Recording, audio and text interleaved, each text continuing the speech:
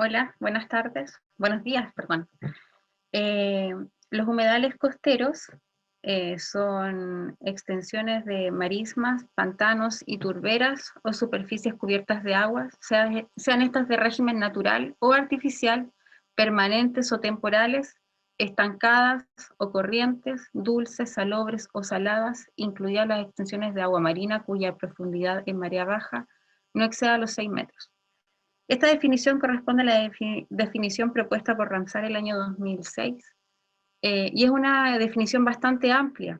En general, no existe una definición estandarizada para los humedales, ya que existen muchas clasificaciones, muchos tipos de humedales, y es por eso que también el Ministerio de Medio Ambiente, el 2011, los definió como ecosistemas asociados a sustratos saturados temporales o permanentes de agua, los cuales permiten la existencia y el desarrollo de la biota acuática.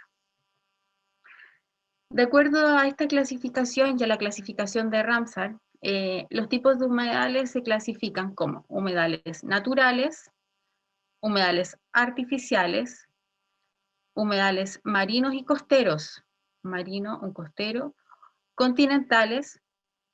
Dentro de la clasificación de humedales marinos y costeros se encuentran el marino propiamente tal, estuarino, que tiene un régimen de marea, el lacustre, que es netamente, son humedales de lagunas, el ribereño, que corresponde a humedales asociados a ríos y arroyos, el palustre, que son marismas, pantanos, ciénagas, lodazales y vegas.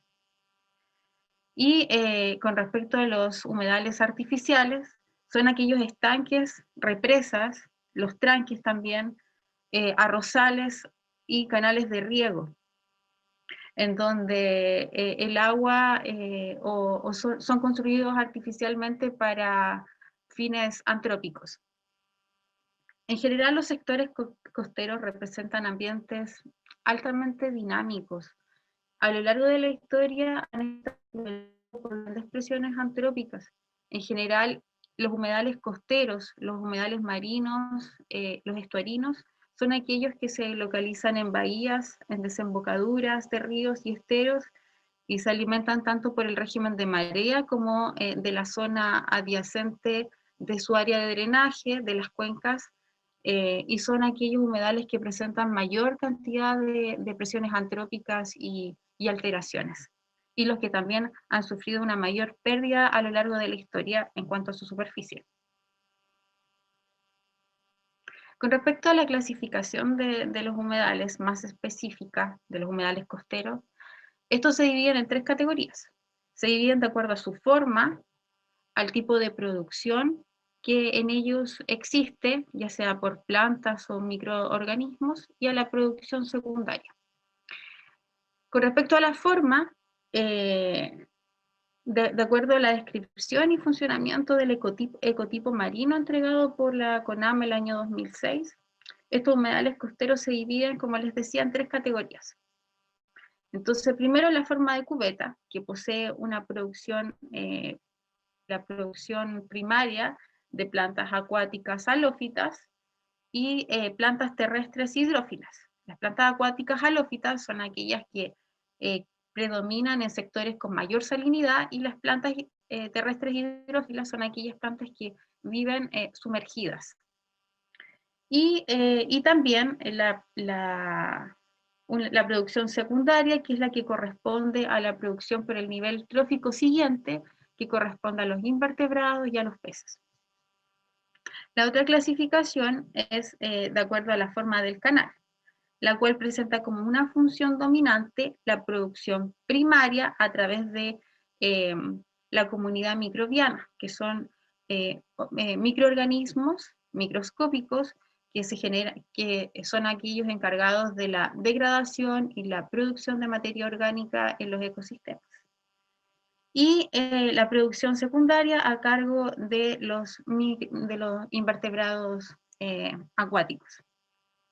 Y la otra forma es la de humedales, forma de humedales planos, que poseen una producción primaria por plantas halófitas, y que su altura no supera los 10 metros sobre el nivel del mar.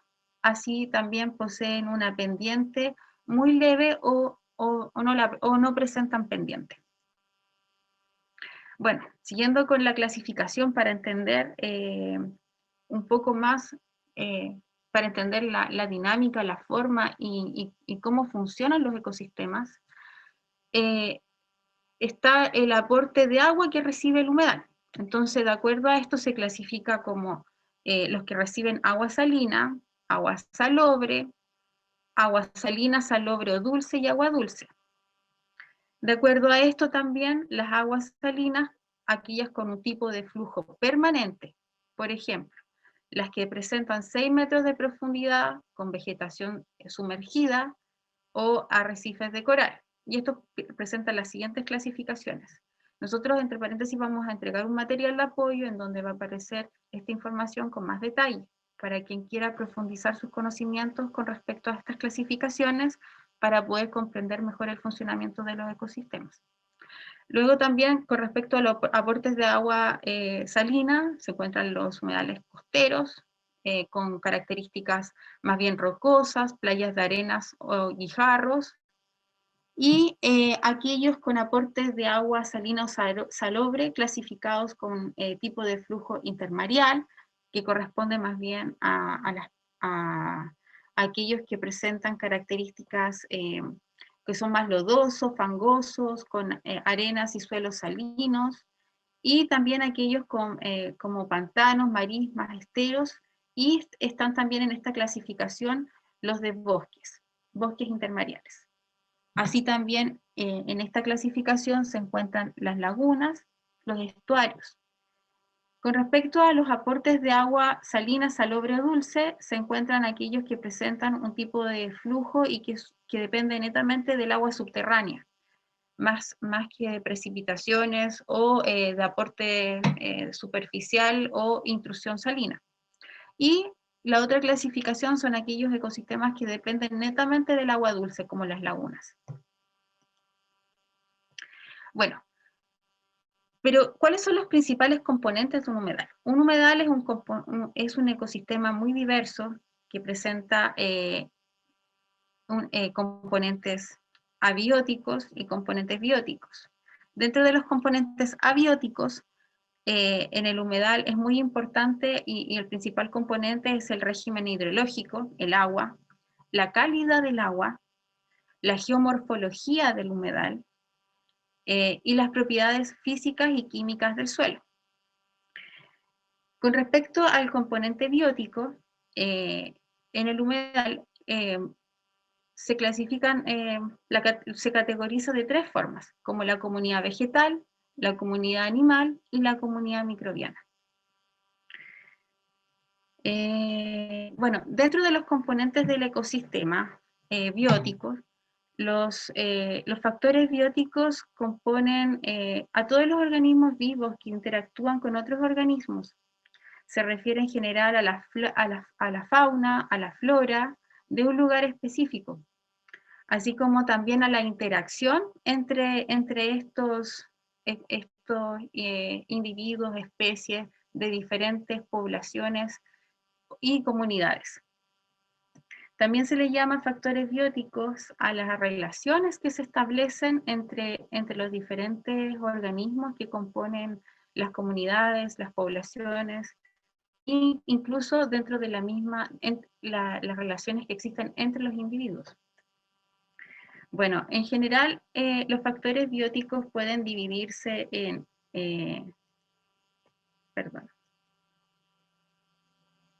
pueden dividirse como individuo, que es cada organismo del ecosistema, como población, que es un conjunto de individuos de la misma especie, y comunidad, que está compuesta, es en un lugar determinado, con distintas interacciones entre diferentes individuos de distintas poblaciones. Además, es importante la interacción que se producen entre ellos. Es decir, no porque una especie sea importante, se pueden excluir las otras especies dentro de la comunidad. Para que un ecosistema sea funcional, es necesario que se mantenga un equilibrio dentro de la comunidad entre cada población de las diferentes especies. Bueno, con respecto a las especies, existen también las especies nativas, las especies endémicas y las especies exóticas. Chile en general es un país afortunado debido a las diversas características que presenta. Somos un país extenso en latitud y también tenemos diferentes, ecosistemas a lo largo de nuestro país. Entonces, tenemos diversos tipos de especies de acuerdo a los diversos climas que tenemos en nuestro país. Y también eso permite tener una gran diversidad en vegetación y en fauna, flora, etc. Entonces, en general, la mayor producción de biomasa en nuestro país se concentra en la zona centro-sur, en donde predominan las formaciones boscosas, que representan el 21,7% de la superficie de Chile continental, y es donde se concentra la mayor riqueza también y la mayor cantidad de servicios ecosistémicos. Entonces, esto nos da la ventaja de tener una gran cantidad de especies nativas, una gran cantidad de especies endémicas y también, lamentablemente, una gran cantidad de especies exóticas. Entonces, para entender la dinámica o el funcionamiento de un ecosistema, vamos a explicar qué es lo que significa, qué es lo que es una especie nativa, una especie endémica y especie exótica. Las especies nativas son aquellas originarias del lugar en donde se habita. Son producto de procesos naturales sin intervención del ser humano. Son exclusivas del territorio, pudiendo estar presentes en otros lugares de forma natural, pero son especies autóctonas, indígenas de un espacio. En cambio, la especie endémica es una especie que solamente habita en un determinado territorio, es aún más específica. Por ejemplo, puede habitar solo en un continente, en un país, o ser aún más exclusiva y habitar en una localidad puntual, como una localidad o un punto biogeográfico, una isla o una zona en particular. Las especies endémicas en un territorio son nativas del mismo territorio, del mismo lugar, pero corresponden a un subconjunto de las especies nativas. En cambio, las especies exóticas, en este caso coloqué como ejemplo los eucaliptus y los pinos, son especies foráneas que han sido introducidas por el ser humano de forma intencional o accidental, por ejemplo el caso de los ratones que llegaron a América en los barcos, y habitan en lugares que no corresponden a su distribución natural y generan daños enormes en los ecosistemas y en las otras especies, porque las desplazan y se adaptan a los lugares en donde son introducidas y les quitan recursos a las especies nativas y endémicas. Por tanto, son un peligro, una amenaza también a la biodiversidad y al funcionamiento de los ecosistemas. Bueno, con respecto a la biodiversidad y a la pérdida de la biodiversidad y el efecto de estas amenazas, acá coloqué un gráfico en donde se explica la pérdida de hábitat como amenaza para la biodiversidad. Bueno, pero en realidad no expliqué bien qué es lo que era la biodiversidad. Y la biodiversidad es la variabilidad de los organismos vivos que forman parte de todos los ecosistemas terrestres y acuáticos. Incluye también la diversidad entre una especie, de una misma especie, entre las especies y también entre ecosistemas. Por ejemplo, los bosques y su función de conservación de la biodiversidad y protección de los suelos y cuencas hidrográficas son un servicio al ambiente que se reconoce desde hace tiempo y extiende esta figura específica de protección forestal asociada a espacios naturales y también protegidos para estos fines. Pero así como los bosques, existen muchas otras especies que cumplen un rol único en el ecosistema y por tanto por tanto es importante conservar la biodiversidad de un ecosistema para que éste funcione y preste un servicio a la comunidad y generen un bienestar también a la humanidad. Bueno, ahora les voy a explicar un poco sobre la pérdida del hábitat como amenaza para la biodiversidad. Este es un informe de Planeta Vivo que evalúa las principales causantes de la pérdida de especies. Entre ellas, la degradación de especies, la explotación, las especies invasivas y las enfermedades, la contaminación y el cambio climático, para el caso de las aves. Para el caso de los reptiles y los anfibios, también lo es la degradación del hábitat, pero en mayor porcentaje lo es la explotación y las especies invasivas y la enfermedad. Enfermedades, en realidad esto se refiere a enfermedades transmitidas por las especies invasoras, por ejemplo. En el caso de los mamíferos y los peces, la mayor pérdida de hábitat es producto de la explotación también, y en menor proporción por por las especies invasivas y enfermedades. Bueno, con respecto a la comunidad vegetal dentro de los factores bióticos, coloqué este gráfico para explicar la importancia de la biodiversidad dentro de la comunidad vegetal en un humedal. La comunidad vegetal tiene una estructura que está en torno a la elevación, a la salinidad, al tipo de suelo y también al hidroperiodo del humedal. Esta biodiversidad en la comunidad vegetal es lo que condiciona el funcionamiento óptimo del humedal. Entonces, en esta zona, en donde es una zona de inundación permanente, en donde se encuentra asociado a algas sumergidas y plantas sumergidas. En esta sección, la inundación periódica, la vegetación es densa, es monotípica, de crecimiento hasta de 1,5 metros y generalmente se encuentra dominada por Espartina densifera, que es un tipo de especie nativa en los humedales. En esta zona, la planicie, está asociada a altos niveles de evaporación y altas concentraciones de sal, y se encuentra dominada por Sarcocórnea fructicosa. En esta sección, la sección superior del humedal, es donde son sectores con menor flujo de inundación y en donde ha ido colonizando principalmente especies invasoras. Pero en esta zona es donde deberían predominar árboles nativos o matorrales nativos presentes en el humedal.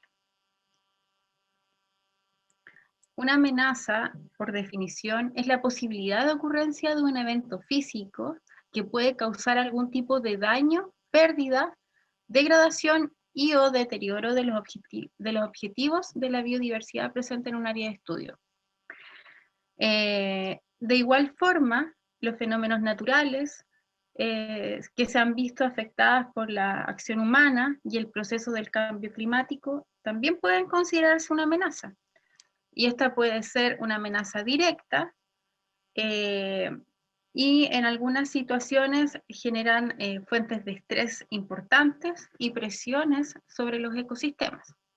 Dentro de las amenazas naturales podemos observar en los ecosistemas, por ejemplo, los procesos de remoción en masa, que si bien es cierto, son una amenaza cuando afectan a la población, ya que son construidas las casas en lugares en donde no deberían ser construidas, entonces ahí es una amenaza ese fenómeno natural. Una inundación fluvial, todos los ríos necesitan este proceso de inundación en su llanura de inundación fluvial, porque permite el paso a nuevas especies también al crecimiento de especies específicas en esas llanuras que permiten la mantención del humedal, pero sin embargo son una amenaza para la población cuando se construyen casas en lugares en donde el humedal necesita inundarse constantemente. Así como la sequía. La sequía también es una amenaza, ya que afecta la disponibilidad hídrica para la población y es producto del cambio climático, que es un forzante que es antrópico. Siguiendo, bueno,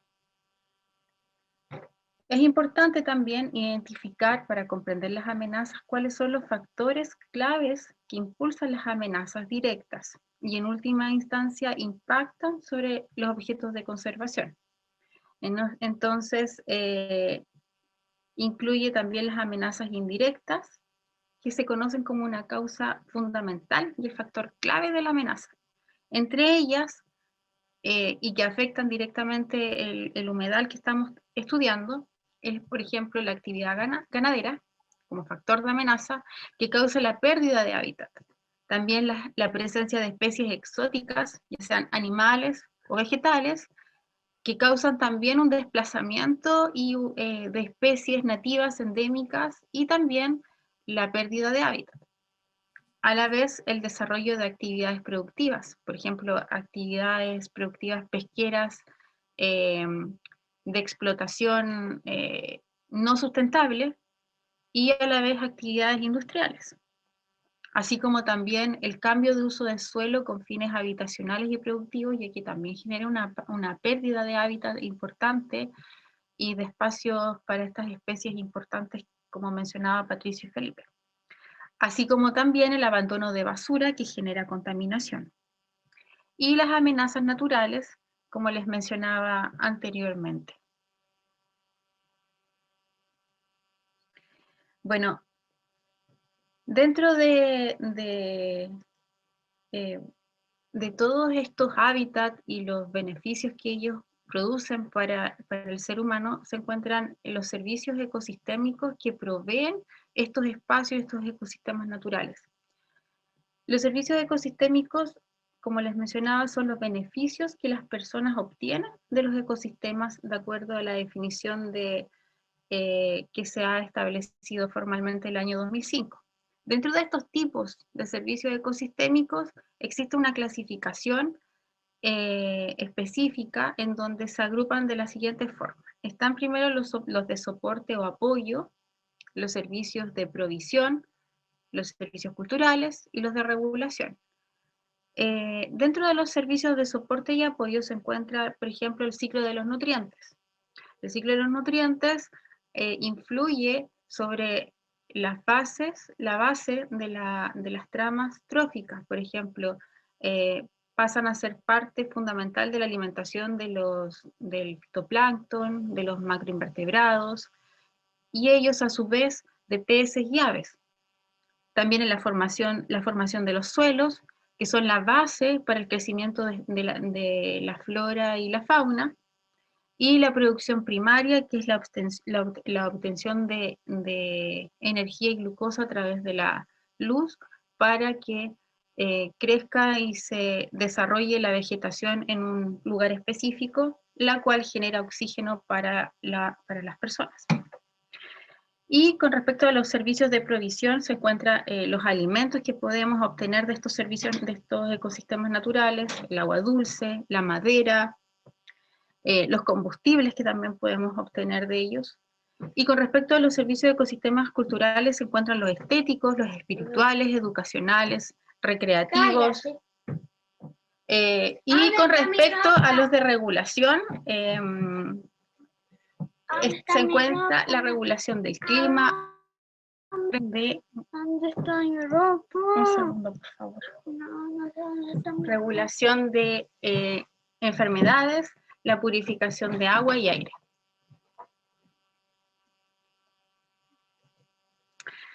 Bueno, con respecto a los servicios ecosistémicos específicamente que nos otorgan los humedales, se encuentra que los humedales generan protección contra las inundaciones, también generan un control en la erosión, proveen alimento y hábitat para la vida silvestre, también proveen espacios para desarrollar la pesca comercial, pesca artesanal, y los humedales mejoran la calidad del agua de forma sustancial, ya que son del agua y también depuran la atmósfera, ya que son capaces de filtrar gases de efecto invernadero desde la atmósfera, retenerlos y almacenarlos en el suelo. Y a ese proceso se le llama el secuestro de carbono.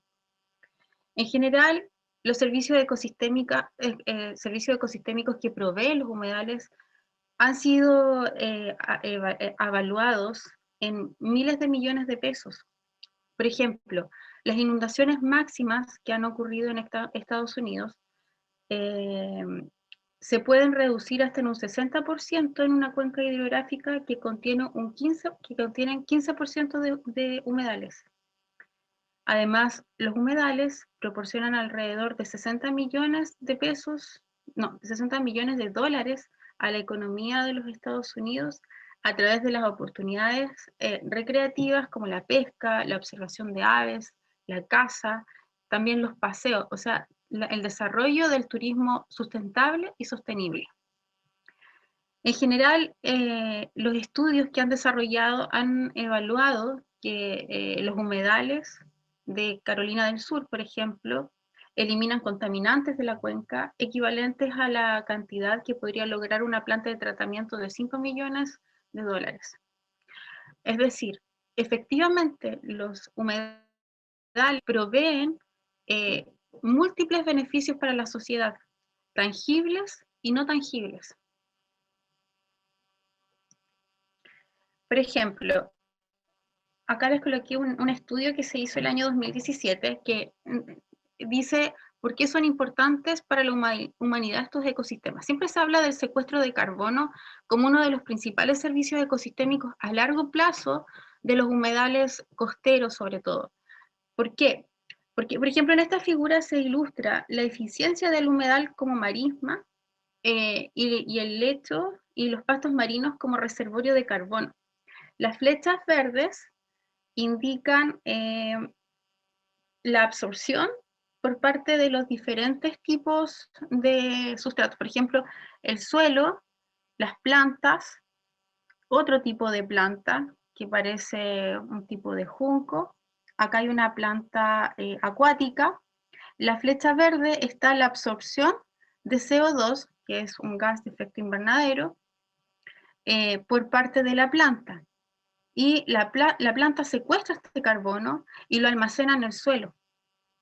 Entonces, dentro de este humedal, la comunidad vegetacional cumple cada especie un rol dentro del secuestro de carbono para almacenarlo durante miles de años para poder amortiguar estos gases de efecto invernadero en la atmósfera. Entonces, las investigaciones recientes sugieren que los ecosistemas de los humedales costeros saludables, intactos, como las marismas y las praderas de pastos marinos, son particularmente buenos para extraer este CO2 de la atmósfera y almacenarlo en el suelo y en el lecho de los humedales. Bueno, entonces, ¿por qué es importante la conservación de los humedales y qué es lo que es la conservación de los humedales? Entonces, se define la conservación como la protección, la definición más simple, como la protección de las plantas y animales en áreas naturales. En realidad han habido muchos intentos para definir formalmente y adecuadamente conservación. Y uno de los primeros intentos dentro de la comunidad conservacionista fue desarrollado en 1980. Y desde ahí esta definición ha ido mejorando y evolucionando. Pero finalmente su objetivo es mantener los procesos ecológicos esenciales y los sistemas de soporte vital. También preservar la biodiversidad genética, como el pool genético que un lugar puede otorgar a través del tiempo, y asegurar la utilización sostenible de especies y ecosistemas. Entonces, hay que conservar con el fin de prevenir la degradación de los ecosistemas. asegurando su uso racional en beneficio de la comunidad local y también la comunidad a mayor escala, y la conservación general de la biodiversidad de estos ecosistemas. La conservación y la protección implica no solo amortiguar un humedal y las actividades humanas que en él se desarrollan, sino también mantener el proceso natural que opera en los humedales desde el exterior, que pueden verse alterados con las actividades humanas. Entonces el manejo debe tener este fin de enfatizar el sustento a largo plazo de las funciones ecosistémicas de estos espacios. Bueno, entonces, ¿cuál es la diferencia entre conservación y restauración? ¿O por qué si queremos conservar debemos restaurar? Bueno, les coloqué este ejemplo, este dibujo, en donde se explica un poco cómo funciona un ecosistema que está siendo perturbado. Por ejemplo, aquí existe un ecosistema en una condición natural, en donde los ecosistemas no están de forma estática, siempre son dinámicos, siempre se están moviendo, evolucionando, cambiando. Entonces, esta esfera que cambia de lugar dentro del ecosistema se desplaza, ¿cierto?, hasta a un estado alternativo B, que es este.